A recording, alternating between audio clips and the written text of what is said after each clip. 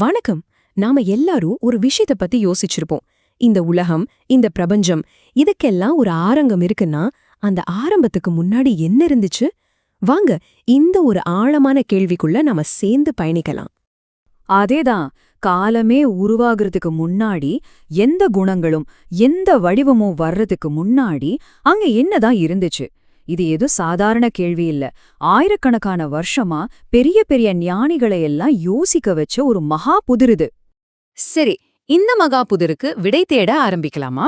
நம்ம கிட்ட ரெண்டு முக்கியமான துப்பு இருக்கு. அதுல முதல் துப்பு குணங்களே இல்லாத இறைவன் அப்படிங்கிற ஒரு கருத்து. இந்த நிலையத்தான் நிர்குணம் அப்படின்னு சொல்றாங்க.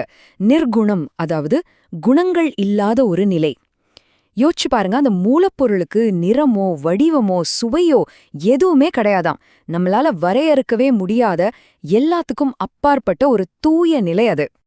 இங்க ஒரு ரொம்ப சுவாரஸ்யமான விஷயம் என்னன்னா, அந்த மூலத்தை அது என்னன்னு சொல்றதை விட அது என்ன இல்லைன்னு சொல்லிதான் விளக்குறாங்க. பாருங்களேன், அதுக்கு வெப்பம் கிடையாது, குளிர்ச்சியும் கிடையாது, நல்லது கெட்டது உயர்வு தாழ்வுன்னு எந்த ஒரு இருமை பண்புகளுமே இல்லாத ஒரு நிலை. அப்போ அது ஒரு சூனியமா, ஒண்ணுமே இல்லாத இடமான்னு கேட்டா நிச்சயமா இல்ல. அதிலிருந்துதான் பின்னாகி வெப்பம் குளிர்ச்சின்னு நமக்கு தெரிஞ்ச எல்லா குணங்களுமே உருவாகி வருது. அதாவது எல்லா சாத்தியக்கூறுகளுக்கும் அதுதான் மூலம்.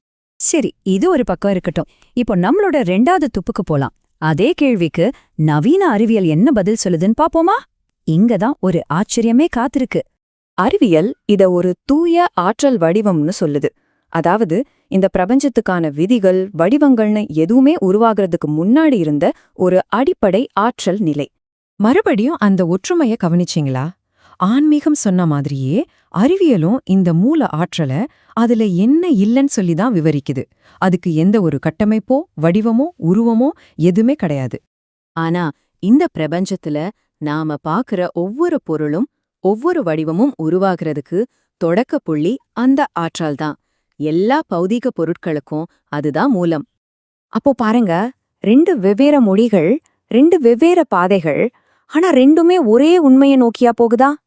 ஒன்னு ஆன்மீகம், இன்னொன்னு அறிவியல். ஆனா ரெண்டுமே ஒரே இடத்துல தான் வந்து நிக்குது. வாங்க, அது எப்படி ஒன்னு சேருதுன்னு பார்க்கலாம். இந்த ஒப்பீடு விஷயத்த இன்னும் தெளிவாக்குது பாருங்க. ஆன்மீகம் அத நிர்குணம், அதாவது குணங்கள் அற்றதுன்னு சொல்லுது. அறிவியல் அத தூய ஆற்றல், அதாவது குணங்களுக்கு முந்தையதுன்னு சொல்லுது. ஆன்மீகம் வெப்பமோ குளிர்ச்சியோ இல்லன்னு சொல்லுது. அறிவியல் வடிவமோ உருவமோ இல்லங்குது. கடைசியா ரெண்டுமே என்ன சொல்லுது? அதுதான் எல்லாத்துக்கும் மூலம்னு சொல்லுது. பாத்தீங்களா? வார்த்தைகள் தான் வேற, ஆனா கருத்து ஒண்ணுதான். ஆஹா, ரொம்ப முக்கியமான விஷயம் இதுதான். காலமும் குணங்களும் தொடங்குறதுக்கு முன்னாடி இருந்த அந்த மூல நிலை, அதுக்கு எந்த வடிவமோ குணங்களோ கிடையாதுங்கிறதுல ஆன்மீகமும் சரி அறிவியலும் சரி ரெண்டுமே ஆழமா ஒத்துப்போகுது. இது சும்மா ஒரு தற்செயலான ஒற்றுமையா இருக்குமா? இல்ல உண்மையோட பிரதிபலிப்பா இருக்குமா?